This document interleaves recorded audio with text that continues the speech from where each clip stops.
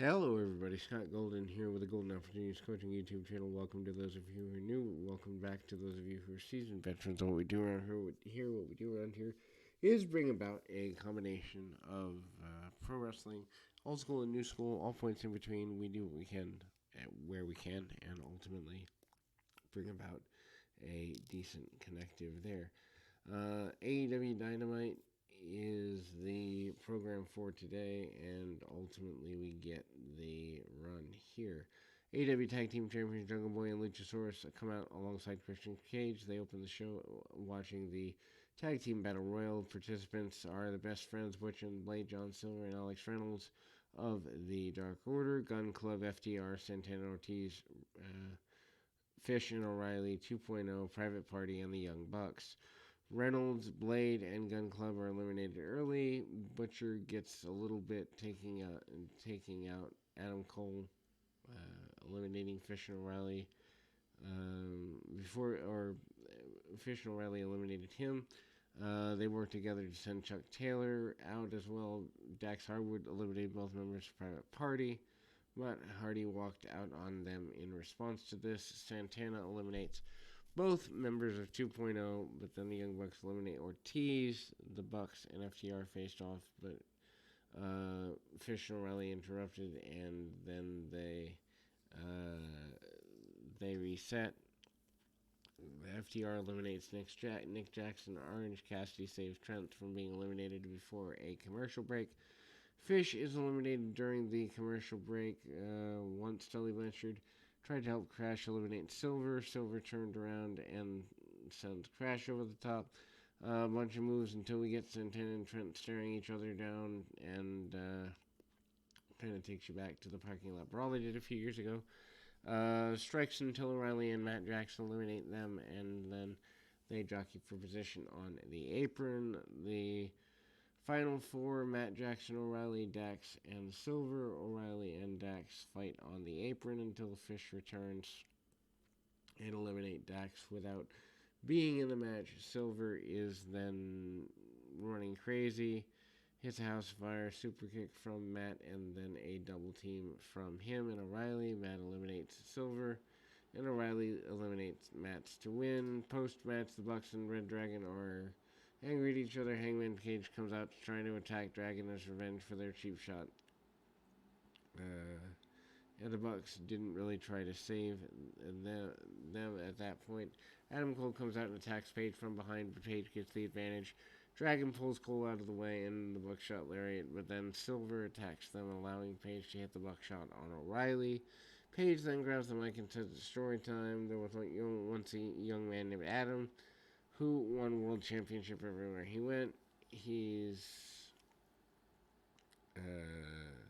big. He's drawing closer to a 6-foot hole in the ground. Bryan Danielson's backstage. He talked up Daniel Garcia's talent, but he's frustrated he didn't have a mentor like William Regal. Instead, he's hanging around geeks like 2.0. I would be too. Danielson then said that he'd give Moxley an answer soon enough. MJF promo. This is awesome, and he begs the crowd to listen to him. He remembers meeting Punk as a child, meant the world to him. He had learning disabilities as a child, and he was only good at football, but he was good at he was also bullied for being Jewish. The only thing that cheered him up was meeting CM Punk. He passed on scholarship opportunities to pursue professional wrestling. Did it all because he wanted to be like Punk, but in January 2014, when MJF needed Punk the most, he left, so MJF put his dreams on pause. Then he saw a photo of Punk shaking hands with Bryan Danielson. He decided he'd become a pro wrestler in spite of Punk. At Revolution, MJF may be choked out. He might bleed buckets, but he'll never quit, because if he quits, he's just like Punk. I'm MJF and I'm better than you and you know it. Punk asked if what he said was true, but he leaves the ring and walks back up the stage. Daniel Garcia and 2.0 are backstage. 2.0 said nobody cares about Danielson wanting to be Garcia's mentor, and Garcia said he's already ultra violent. Somehow I don't buy this. Anyway, Penta has a new gimmick, Penta Osirio, meaning Dark Penta. Anyway, Alex Abrahantes dresses like a vampire. Death Triangle, Pac and Penta defeat Kings of the Black Throne, Malachi Black and Brody Lee. Not a fan of this because I think Lee and not Brody Lee. My apologies, Brody King. R.I.P. Brody Lee. My apologies. But anyway, I'm not a fan of this. I think Malachi Black and Brody King have much more to offer as a team. But anyway, they brawl before the bell. Penta dive out onto King. Pac immediately hits a 450 onto Black for near fall. King takes him down for a 2 count of his own. And then they go to commercial. King uses Pac to take out Penta before landing a tope to the outside. Black then tags in and hits German suplex bridge for near fall. Kings then go at it with Dante's Inferno, but Pac breaks up. Pac lands pump kicks and Germans on King, but Black makes a blind tag. He then goes for the mist, but then Penta covered Black's mouth and rolled him up for a quick win. The Kings immediately beat down their opponents after losing. Black produces a shovel. Lights go out. Buddy Matthews appears.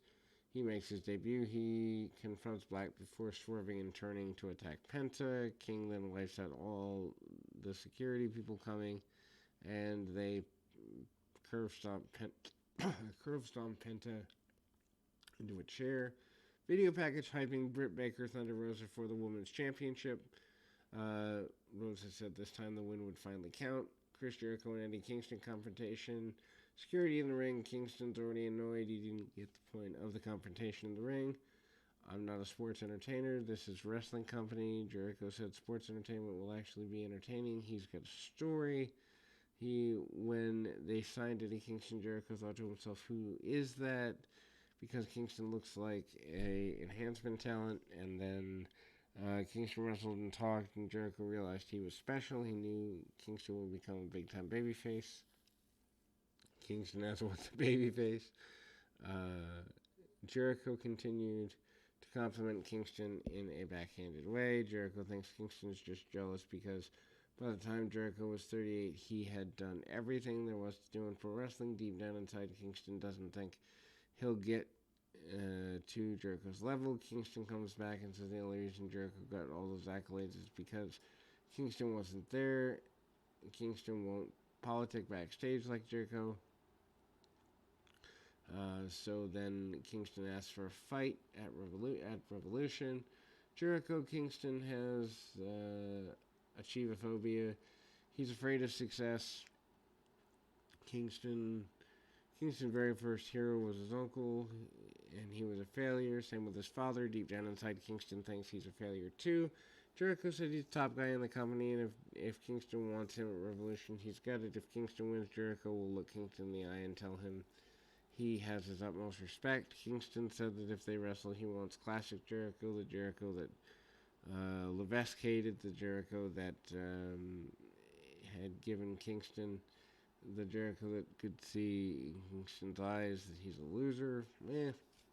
Not a bad promo, but it's here. Anyway, there's Andrade and Matt Hardy backstage promo. They have some disagreements, but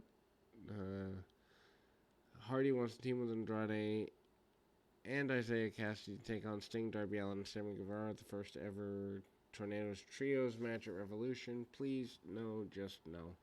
Anyway, Taz joins on commentary as we go to the Face the Revolution qualifier. Ricky Starks defeats 10. Back and forth wrestling. 10 hits a delayed vertical suplex ahead of the commercial. Starks gains control during the commercial but levels up and hits a shoulder tackle upon return. 10 locks on the full Nelson, but Starks fights out by grabbing at 10's mask. Spear follows for the win. Adam Cole and Fish and Riley are celebrating their win, but the Young Bucks show up and called it a double cross. Bucks stormed off. Cole basically tells his other friends to get it together. TBS Championship, Jade Cargill with Mark Sterling defeat the Bunny. Jade dominant from the start and does push-ups and holds Bunny in an arm lock. Bunny avoids strike and basically gets whipped over the ropes before sending her into the barricade, Russian leg sweep. And during the commercial, he said he's going to delete Sterling. Once back, the Bunny landed a knee lift, but Jade caught a Thez press and turned it into Spinebuster. Hardy distracted the official, and Bunny is tossed to brass knucks, but Jade then is given the championship belt. The belt has the advantage, and both Sterling and Hardy are thrown out. Bunny rolls Jade into a 2 count and lands 2 thrust kicks, but counters the Jaded into the win. After the match, Jade asked who's left. Ty Conti comes out saying she's not next. She's the one who beat Jade. They squared off. Bunny gets involved. Conti hits her with the TKO. Levels her with a pump kick from Jade. Anna Jay is then too late to save with a chair. And then ultimately that's where we go. Keith Lee is interviewed backstage about participants and the Face of the Revolution ladder match. He then said the only name he's recognizing is Ricky Starks. Starks walks off, and then they face off. TNT Championship, and this is the 225 edition of Rampage. Anyway, needless to say, TNT Championship, Andrade and Sammy, yuck. Serena Deeb's 5-minute challenge. This is decent. Face the Revolution qualifier. Orange Cassidy versus Anthony Bowman. Britt Baker versus Thunder Rosa contract signing. I don't think we need the contract signings, but whatever. Anyway, March 3rd edition of Dynamite. So then we go to Tag Team Casino Battle Royal for a spot in the Revolution tag match. And then Hangman Page against John Silver and Alex Reynolds versus Adam Cole and Red Dragon. Bryan Danielson defeats Daniel Garcia. The crowd wasn't really into it because honestly Garcia isn't ready to be in that role despite what the internet thinks. They care in the final minute. Danielson barely out-wrestles Garcia early, and the youngster does manage to hold his own. Garcia hits chop block ahead of the commercial. Both guys jockey for position on the apron. Danielson suplexes Garcia to the floor before landing a diving knee. Back in the ring, Danielson counters and continues to dominate with suplexes and stomps. Hits a Tiger suplex bridge before transitioning into cattle mutilation. Garcia then applies the ankle lock. Danielson counters Dragon Screw into locking on the triangle for the win. Post-match, Danielson asks the crowd if they thought Garcia was violent enough. 2.0 attacks Danielson, but then Moxley's music played, and he gets rid of them. Garcia's about to smack Moxley with a chair, but Danielson stopped him, and Garcia gets nailed with a Pentagon shift, or a Paradigm shift. Danielson grabs the mic and accepts Moxley's challenge